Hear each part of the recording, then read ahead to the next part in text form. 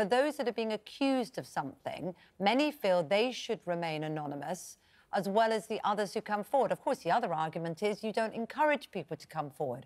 So what's your view on anonymity? So in terms of anonymity, I mean, the best way to get victims to come forward is to make sure that they have confidence in the system. And part of that is to have victim anonymity. And I think that's really important. What about the accused and anonymity? In terms of, do you agree with that or not? And in terms of the system that a company might put in place, they could well say that actually until a case has been proven, it's important that the perpetrator, the person who's done the wrongdoing potentially, is anonymous as well. I mean, the reason why that's been put in place in Westminster is very straightforward. Often MPs work in quite small offices, you know, maybe with 2 or 3 other people, and it would be very easy for somebody to speculate about the But that could happen in any business and in any workplace. Exactly. That could happen in any business and any workplace. So why is it that you have that and the rest of the country doesn't?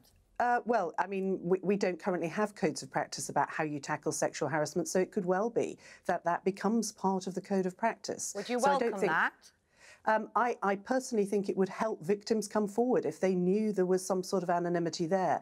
I mean, particularly when you look at one of the recommendations in the report about a duty on people who work in areas like the law to report people to the regulators, the legal regulator. Okay. I mean, I can understand why anonymity would be important in that sort of circumstance. But can we just come back to this point about how things are at Westminster? Because a new code of conduct, just to explain the background of it, it now means that MPs accused of sexual harassment will remain anonymous.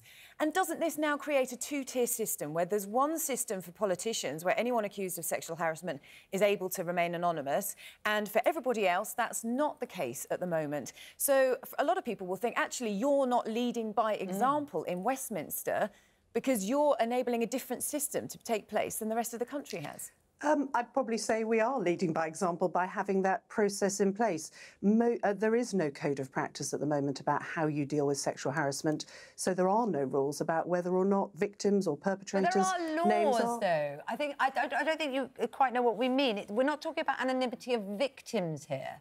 No, At the no, moment, victims and people that come forward with cases of sexual harassment or offences like that do remain anonymous. And the people that are accused of it, it's made public. And the argument is always made that this is a positive thing because it leads to victims coming forward and saying, oh, yes, I've had experience of that person. That's the argument that's made for that. But Westminster has changed it. You now don't have that. You have anonymity for the people doing the accusing. And in a way... You're talking about 2 separate things here, if I can. You're talking about an internal grievance process and a legal process. Yes, MPs are not treated any differently under the law. If there was a criminal accusation made against a member of Parliament, then that would be in the public domain. What we're talking about is an internal grievance procedure.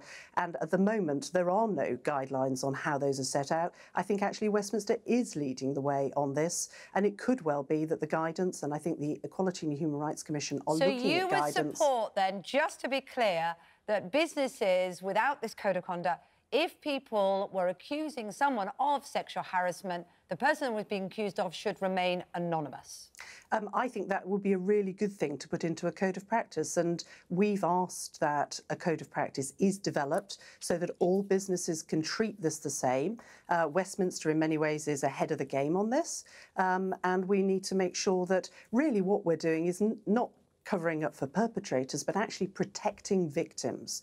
And if you've been a victim of sexual harassment and you know that the person who's been the wrongdoer here, his name's going to be made public, and therefore you could well be made public as well, that will stop you coming forward. That's not right. We need to make sure that more people can come forward and that people don't escape wrongdoing by having, you know, gagging clauses putting into contracts and all sorts of things that are currently common practice, to stop that happening so that more people, more victims can know that the people who have made their lives very difficult indeed will be brought to justice and potentially lose their job as well.